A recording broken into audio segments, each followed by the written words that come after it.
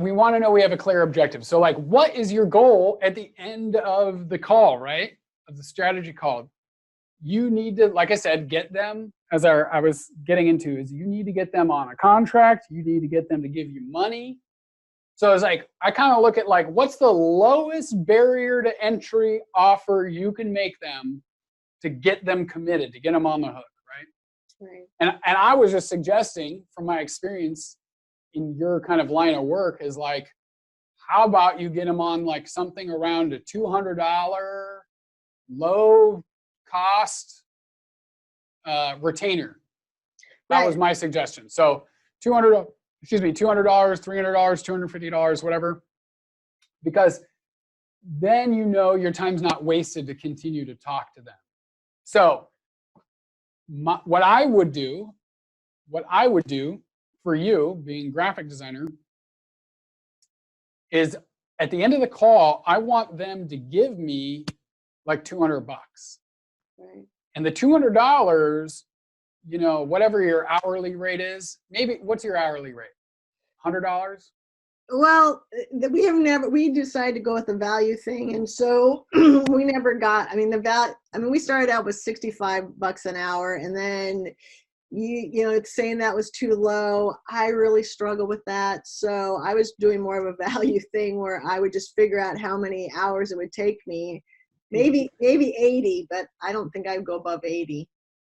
Myself, Okay, so I don't feel comfortable. Okay, so first off, let me unpack all of that. So I definitely believe in value-based pricing for your line of work, right? Like you can do a package of certain size, singular package for X price, or you can do a website for X price, because that kills a bunch of the competition that builds their estimates based on the hour.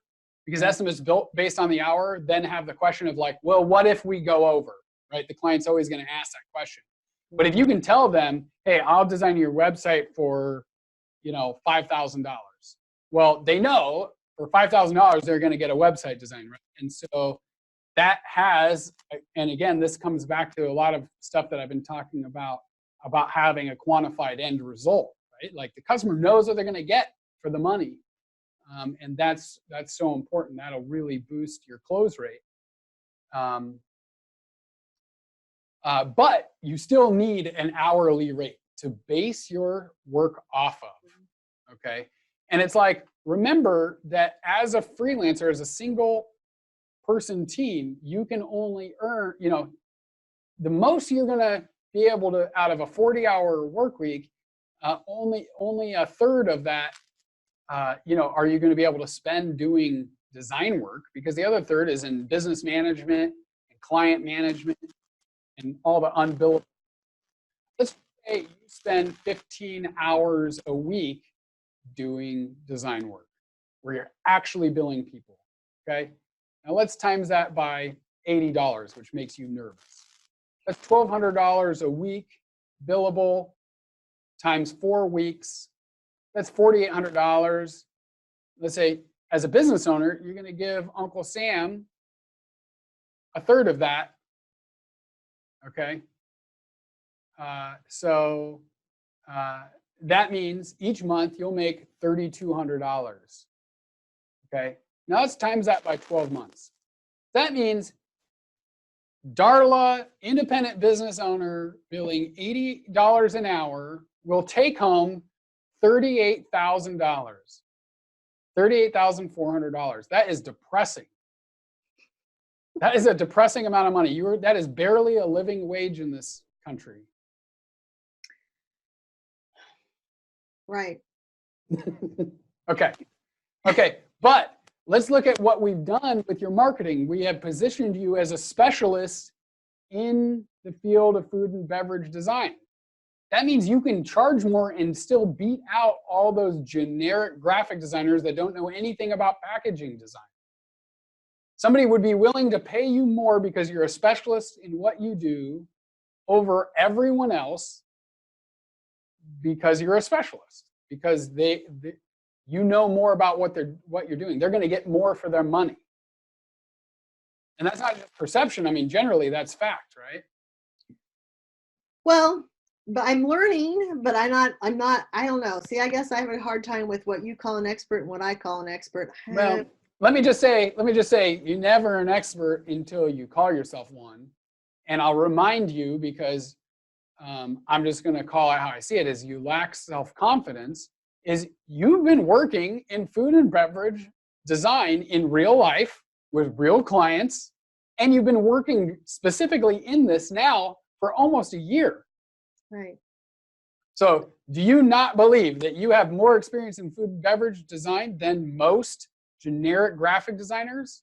Because I would say you probably do. And as that continues, it'll be only ever more so.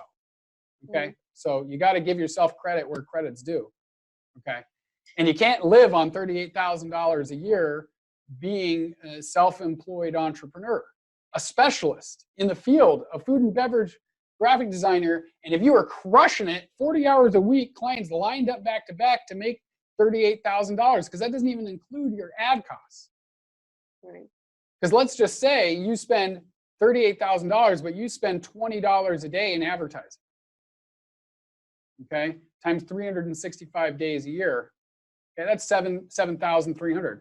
Now your take home over the cost of advertising, you're only making $31,000, $30,000 bucks. Okay, they say that, and I'll tell you from experience, that if you make around $150,000 a year, that's kind of like where money that provides happiness kind of peaks out right now at today's economy. So that's kind of, if I were you, that would be kind of like my minimum threshold. I would be like, well, as a minimum income, I want to be maximized happiness. Why would you set the bar any lower, in my opinion? So let's talk about what that means. So if you wanted to make $150,000, okay, that is, what is that? 5 times that same rate at 15 hours a week billable.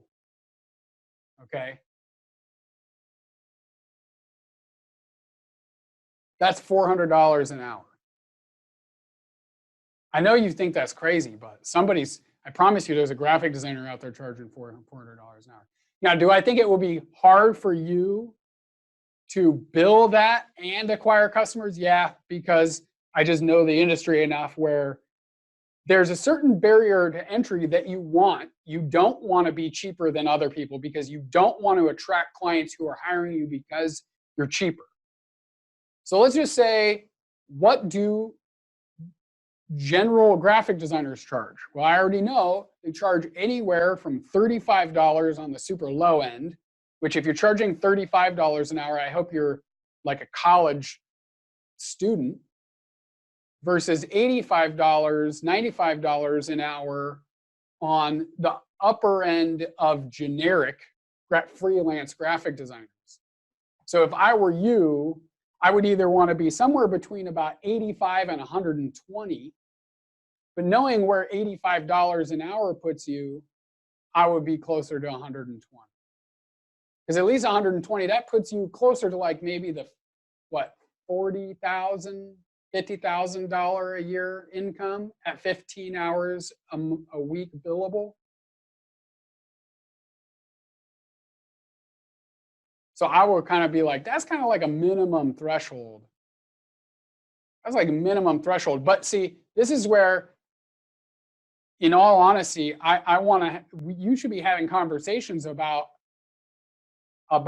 changing your whole profit structure.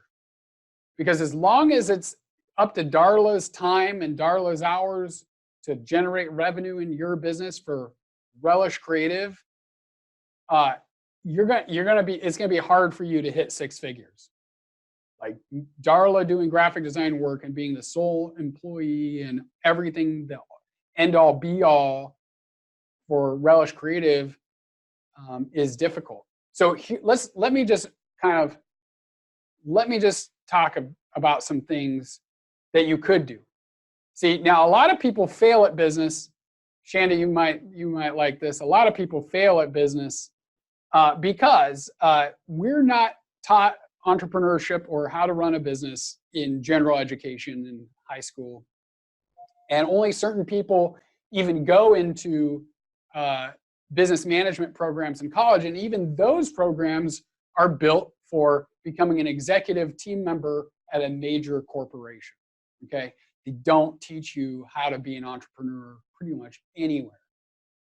And so even when we get business training, what most people do is they either learn the financial side of business, right? Which is things like financial systems like supply and demand, or they learn business systems, like which is, who's going to do what? You start a business and you're like, okay, great. I need to hire a salesperson. I need to hire a bookkeeper. I need to hire all this stuff. But all you're really doing is inflating your costs and figuring out business systems for which you don't even have customers yet. Okay. So enter the freelancer, right? The freelancer is like, I'm just going to bill some people. I'm going to provide a service. I'm going to do it myself. I'm going to make some money. You avoid the business systems part. But no matter if you start with financial systems or business systems in terms of your foundation or your knowledge in business, they're really flawed. Because what we should focus on, and what you and Shanda are here to do, is to do the right thing when launching a business, is to get your customer acquisition system on point. Because if you have a steady flow of customers, all other problems are solved. It's like the best problem for an entrepreneur to say, okay, I got my customer acquisition in check, and now I need to go figure out how to have the business systems to deliver my services to these customers that are knocking on my door. That's the right way to do it. And when you do that, you can leverage a lot of things like exclusivity, in a number of different ways that's inherent to that process, because then supply and demand is in your favor. But let me just run an idea by you. Darla doesn't like doing sales phone calls. Okay? Darla might not even like doing graphic design 20 plus hours a week. And if Darla owns the brand Relish Creative, and Darla has a customer acquisition system that's generating sales phone calls of prospective clients for under $20 a pop, of which she stands to close clients for $5,000 or $10,000 lifetime value, a huge return on investment, it may make more sense for Darla to either A, hire a sales/customer service person, or B, hire another designer. And instead of trying to fill your time up first, fill up their time. And it doesn't mean that you need to hire a full-time employee and be on the hook. I would highly recommend having conversations right now with other designers, with other freelancers about sending them work. Because you know what? They'll probably work for somewhere between $35 and $65 an hour. And if you're billing $120 to your customer, and then you're contracting that work at even $65 an hour, over the cost of advertising, you're going to stuff money. You're just going to be stuffing money in your pockets, filling their time, growing a team of contract designers, and all you're literally doing is being the liaison between the customer and the work, and creating that sales system. Now, maybe Darla doesn't like to do that sales part, which I kind of already catch that you don't, but I still think it's a skill. It's a skill, which it doesn't take a talented person. It takes a skill, and a skill is something that can be learned, and you can learn it. But I'm just trying to paint a bigger picture here. Maybe you hire a salesperson, or you contract a salesperson. Every customer that they bring in through the door, you give them 20%, and you work with them to build that sales system. And they, 20% on a $5,000 average lifetime value of a customer, what is that, $1,000, right? And so they do the sales work. And then if you have those two systems in play, you have a salesperson who's doing these phone calls, closing the clients, and then you're contracting the work. And now Darla owns the brand equity of Relish Creative, puts you're going to be putting 20 or 30% of all gross revenue in your pocket, and you literally don't have to do any other work other than manage that pipeline and the contractors. Just some ideas. I just want to throw that out there because there's a lot more potential for you than just running the business where Darla does everything. And it starts with this. I mean, you literally are getting people on the phone who want or are interested in graphic design for this industry at a very, very low cost. And so, like, you should be considering all these things.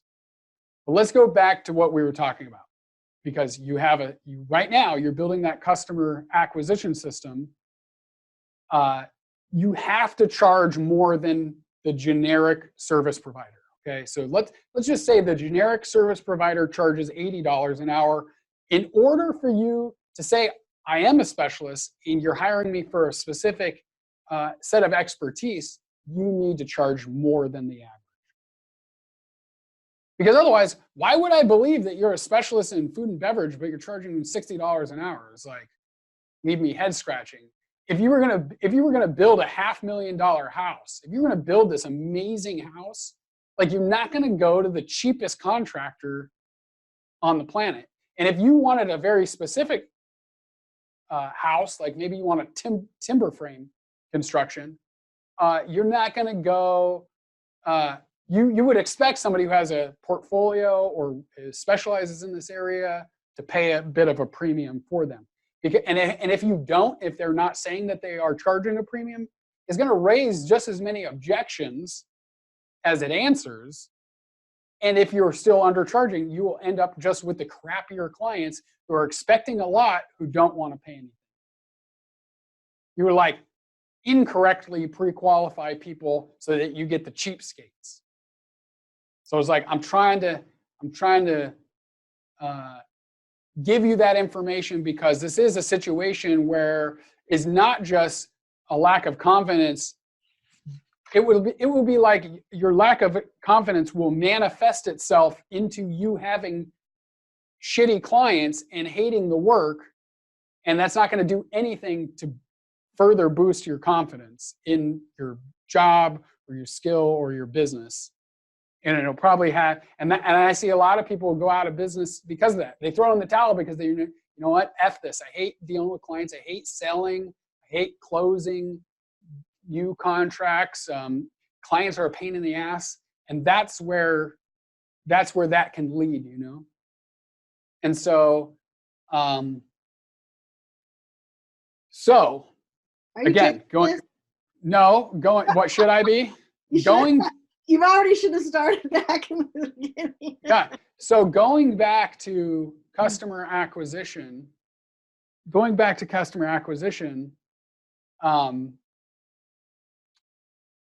you know, like if you're charging $120 an hour, which is somewhere around what I would recommend for you, I would try to put people on a 2-hour retainer. So $240, they get you on a 2-hour retainer, and that is for future work. And so I would propose this. Tell the people they can get on 2-hour retainer right now, secures your time, and you'll put a proposal together for their full project. If they end up deciding not to do the project, maybe you could even refund the retainer, if that makes you feel better. But that you don't start work, you don't do a proposal until you have some kind of a commitment. If $240 is too expensive for them to basically pay a deposit on you spending hours of your time to do a retainer, then F those people. Because you know that for another $18 or another $15, the next lead is walking in the door. I mean, how many businesses would kill to have a customer walk in the door for $15, especially if the product they sells for $5,000? It's like a huge opportunity for you right now. So when you say proposal for the full project, so like telling them, you do all the research and figure out what things are going, what's going to cost for you to do it for them, or are there other things in that proposal that you are thinking? I mean, what do Yeah. you think? Yeah, well, your business is doing the graphic design for them. You have a done for you business model. So the proposal is to do the thing that they want. Based on your sales funnel, 9 out of 10 people should be wanting you to design their packaging. So it's like you could come up with a value-based pricing where you say, okay, I'll do any box of crackers for $5,000, or I'll do any box of crackers for $3,500. It's got a top, a bottom, 2 sides, front and back, $3,500. And maybe that's a value-based pricing, and you say, if I could do it for you and price guarantee your package design at $3,500, which includes like 3 design revisions or whatever, could we get started today? You could do that and skip the whole retainer and just go on value-based. I mean, that's a big advantage of value-based versus the hourly. Because the hourly involves you to do all of this preliminary work up front before you even know that you're getting paid. Mm-hmm. Yeah. And so maybe it's $3,500 for a box of crackers, and you charge half up front, half on completion. And so at the end of this phone call, you're going to ask them for, what would that be? $1,750. $1,750. Like, I'm going to email you a contract, and you have a standard contract for a box of crackers. And then they return the signed contract to you and make a payment of $1,750. It was like, you got to know before you get on the call what you're charging and what you're going to ask them for. And so it is a strategy call, right? You're going to get on the phone call with them, and they're going to tell you, we've got these crackers that we're trying to sell, and we designed the package a couple years ago, and we just never felt that it really connected with our target audience. And Darla, I read your ebook, and I think you're really spot on with talking about how we can design something that's going to be more compelling for the customer to pick up off the shelf. That's what we need. You seem like the right person. Tell me more about what you do.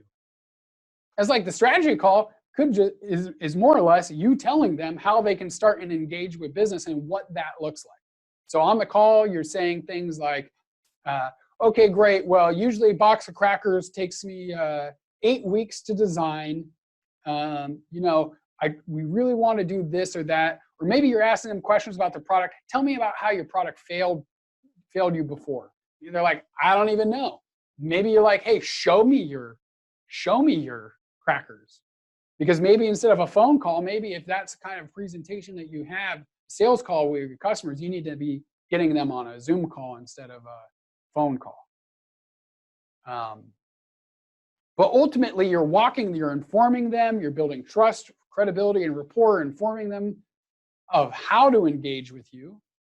And then at the end of the call, as you get at the end of the call, they're either asking you, well, how do we get started?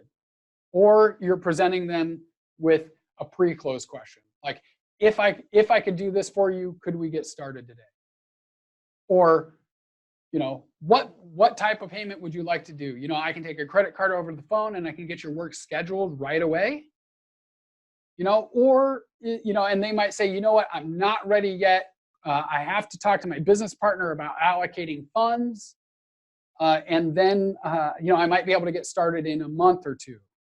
And then it's like, if that's the case, you should be getting off the call with, a commitment, like scheduling another call. Like if there needs to be another meeting, don't get off the call until you have that other meeting scheduled. Like, okay, great. You need to meet with your business partner and talk it out. Well, let's set a call for next week That'll give you a week to talk to your business partner, figure out your budget, and then we'll already have a call scheduled so I can either answer any questions that your business partner might have, or we can get started if you're ready. And so you're just always moving then closer and closer. But it's kind of like, I never have a prospective client who either hasn't been handed a contract, a proposal, or has a follow-up call scheduled. Because if they're not doing one of those things, they're essentially falling out of my sales funnel, and I'm not going to go chase them. And if I haven't done my job to either get them moving into the next direction, then I have failed as a salesperson to move it where it needs to be. See, yeah. I mean, this is like a whole new way of even thinking for me. So I know that. Darla was not born thinking this way. Well, I'll tell you, culturally, there's so many issues. Like so many people, like half of what we learned about money and business we got from our parents. And chances are 99 out of 100 times they have a crap relationship with money and business. Like most of our parents weren't entrepreneurs. Most of our parents did a crap job of investing money and making money work for them. Most of them have these cultural hangups about money, that they can't talk about money. They don't ask people about money. They don't negotiate. And so we're like predisposed to have just a crap relationship with money. And so you are not the only one. You are like almost every single person. And I was like that at one point too. And you have to change your mindset to prepare yourself for entrepreneurship. It's like we don't want to ask people about money. We want to shy away from it. A lot of people think talking about money or spending money or asking them to buy something is rude. But you have to remember that as an entrepreneur, your job is to solve somebody's problem, and you need to survive. You need to trade them money for that solution. Right. And that's all it is like, and if what you provide has honest value and will work to solve their problem, then it's a fair trade. And that's a decision that they get to make, whether that's a fair trade for them. Your job is just to show all the value, the potential value that it has for them, so that they can make an informed decision. And if you don't do that well, you're just you're undercutting yourself, And that's what this training is ultimately about, is how to get a relationship that allows you to show that value, to build that trust, and get them to come to you so you don't have to chase them. That's all this is.